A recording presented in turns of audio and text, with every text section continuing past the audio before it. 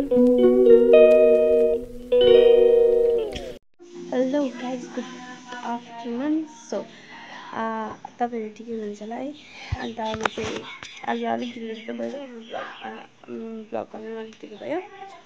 अनि म आज सरादमा आइरहेको छु। सरादमा आइरहेको छु म नगर है। अनि तपाईँले हेर्न सक्नुहुन्छ यहाँनिर मेरो माइली हजुरआमा हुनुहुन्छ है। हजुरआमा कता मामिला छ? यहाँ हुनुहुन्छ हजुरआमा। हजुरआमा हेलो भनिदिनु नि। यहाँ कोही पनि होइन कि भ्लग हुँदैछ होइन। अनि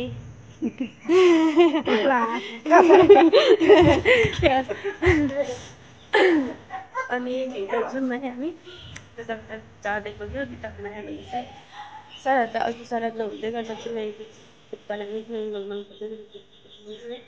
अनि जाउँ है अब। तपाईँहरू देख्न सक्नुहुन्छ हजुरबा खाना खानुहुन्छ होइन। यहाँ हामीले चाहिँ खाइसकेको मम्मीहरू बटुल्नु हुन्छ। यहाँ नयाँ माइजू हो हाम्रो, हिजो अस्ति आउनुभएको। अनि यहाँ चाहिँ हाम्रो मामा, ठुलो मामा। अनि यहाँ चाहिँ हुनुहुन्छ हाम्रो खास हजुरबा। हामी दुईजना चाहिँ जोक चाहिँ एकदमै बेसी गर्छौँ होइन। दुईजनाको चाहिँ रोस्टिङ कम्पिटिसन हुन्छ, देखा पर्नै हुँदैन अब। अनि यहाँ चाहिँ मेरो प्यारो मम्मी, मेरो हजुरआमा है। अन्त यहाँ चाहिँ हाम्रो नयाँ माइजू हिजो अस्ति आउनुभएको है। आज चाहिँ हाम्रो बाबाको आमा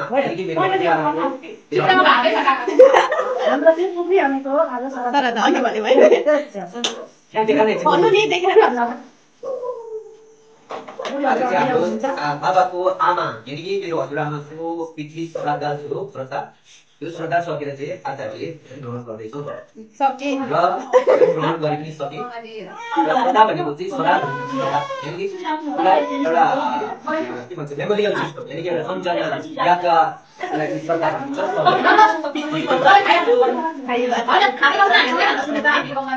अनि एउटा उखान भनेको छ, छोरीको छोरो छोरीको साग अदुवाको चाना छोरीको भात भनेको छ कि। आज चाहिँ हामीले अब छोरीको पनि छोरी आइपुगी एउटा कुरा हो।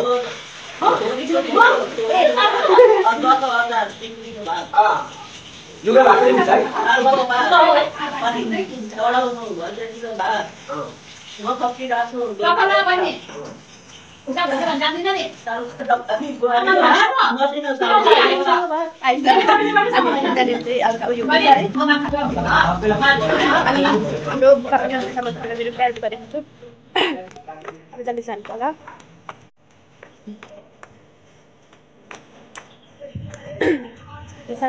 त्यस्तै हो मेरो ब्लगमा हुनुहुन्छ।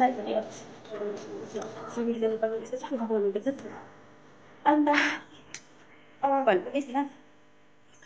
अनि आज मलाई अलिक ढिलो भयो है। बेसी उयो एक्सर्साइज चाहिँ मेरो जिउहरू टाक्कै हाल्दैछ नि त। अनि एक्सर्साइज के मिल्दैन कि के भयो कि। अन्त चाहिँ मेरो जिउ सक्छ। आज म तपाईँ साथी रोमेन्स गराउँछु यहाँ। Okay okay.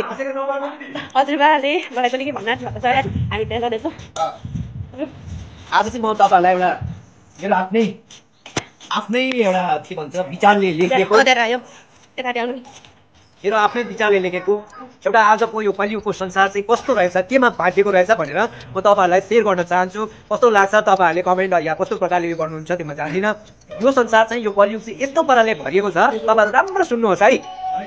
वैधले नारीलाई, वैध भनेको पहिला डक्टरहरूभन्दा अगाडि वैध हुन्थे। वैधले नारीलाई, भोकाले हाँडीलाई, आसमानले खाडीलाई, हाकिमले गाडीलाई, प्रकाशनले तारालाई, नदीले किनारालाई, प्रेमीले प्रेयसीलाई, पञ्चेले कुर्सीलाई, वकिलले भिचारीलाई, हजमले दादीलाई, रिक्साले सवारीलाई, छोरोले बुहारीलाई, सुकुमारले सुन्दरीलाई, सार्कीले छालालाई, श्रमिकले प्यालालाई, भूतपूर्वले मालालाई, दक्षकले अभिनेतालाई, सफलताले विक्रेताले केटालाई, चक्चाले नेतालाई, युवतीले ऋणलाई, पण्डितले स्टेजकारलाई, सम्पादकले प्रतियोगिताले पुरस्कारलाई, कुकुरले अण्डालाई, हवलदारले डन्डालाई, कालवाडाले हरियो गैँडालाई, शराबीले ठाउँलाई, श्रमिकले कामलाई, भोकाले मामलाई, ब्रह्मले तालीलाई, कोटले लालीलाई, फुलले मालीलाई र धेनाले सालीलाई माया गरेकै हुन्छ। अब अर्को पनि सुन्नुहोस् तपाईँहरूले। यो चाहिँ कलियुगका नारीहरूमा पहिला सत्ययुगमा 32 लक्षण हुन्थे नारीहरूको भनेदेखि कलियुगमा चाहिँ एउटा दुईटा लक्षण तपाईँहरूले भेट्नुभयो भने पनि उनलाई नमस्कार गरेर दण्डवत गर्दा पनि हुन्छ किनभने चाहिँ कलियुगका नारीहरू चाहिँ कस्ता हुन्छन् मैले त्यो क्रिटिसाइज गरेको होइन लक्षण भनेको चाहिँ सबैमा हुन्छ हेर्नुहोस् लक्षणले मानिसको आचरण र संस्कार बुझाउँछ त्यस्तै प्रकारले नारीहरूको लक्षणमा अलिकति बताउन चाहन्छु age beauty character development education face generation incomplete highly remarry talent useful valuable यस्ता 32वटा लक्षणले युक्त भएका हुन्छन् भनेदेखि पुरुषहरूमा 8वटा लक्षण हुन्छन् त्यो तपाईँमा छ कि छैन राम्रो हजुरहरूले विचार गरेर राख्नु होला सो तपाईँहरूले अलिकति ज्ञानको कुरा पाउनु होला मलाई पनि थाहा थिएन यस्तो हुन्छ भनेर तर तपाईँले जे भन्नुभयो त्यो बिर्सेँ कि भरे त्यो भिडियो अलिकति अगाडि गरेर हेर्छु ल अनि सो गाइज म भरे बेलुका आउँछु है जब म जगिङ गर्न निस्किन्छु हुन्छ त्यतिखेर आउँछु त्यति दिनको लागि चाहिँ बाई सी यू यहाँ हेर्नुहोस् न गाइज कस्तो दामी फुल फुलेको रहेछ मम्मीहरूकोमा फुल फुलाएको रहेछ हेर्नु नि कतिको मिठो कलर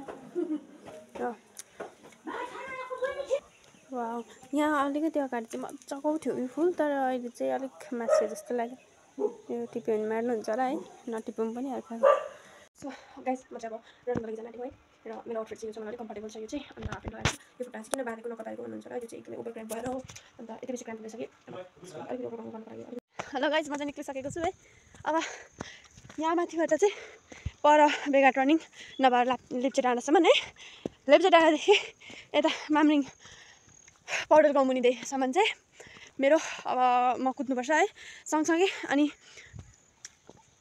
कति 10 खेप पुसअप्स त्यहाँबाट उयो गर्नुपर्छ अनि बहिनी यहाँ बाख्रा लिएर आउँदै रहेछ हेर्नुहोस् न बाख्रा बहिनी लिएर आउँदैछ माथि छ अनि मैले साथमा अलिकति पानी बोकिरहेको छु जुन चाहिँ मलाई पुरा बेसी कुदेर चाहिँ थाक्छु नि त्यहाँबाट पुरा साह्रो पर्छ नि त अनि त्यो पुसअप गरिसकेर चाहिँ हल्का यो चाहिँ आफ्नो एनर्जीको लागि हो यो चाहिँ ग्लुकोज वाटर है ल बहिनी गएको ल बाई बाई कहाँ गएको बहिनी बाटो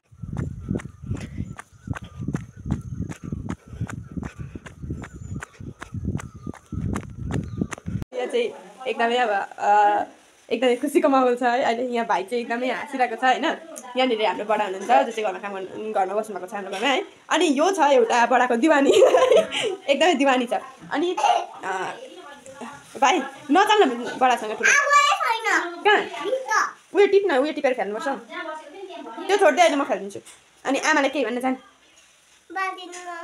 यो बाल्नु हुँदैन हात पोल्छ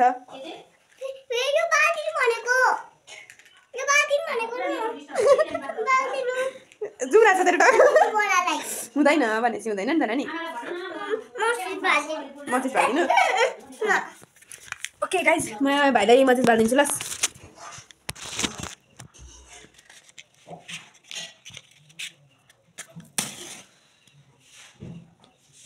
हात पोल्यो निभाए एकछिन ओके राघवको बलिसकेको छ हजुर अनि यहाँ चाहिँ खाना पाक्दैछ यहाँ खाना पाक्दै थियो होला होइन हजुर ए यहाँनिर आमाले यो गर्नु हुँदो रहेछ हो दाल पाक्यो होला यो भयो वा सिमीको सब्जी है अन्त अब यहाँनिर मलाई चाहिँ भाडा दिनु भन्नुभएको छ अलिकति रिच भाडा म धोइहाल्छु ओके बाई बाई बाई पनि के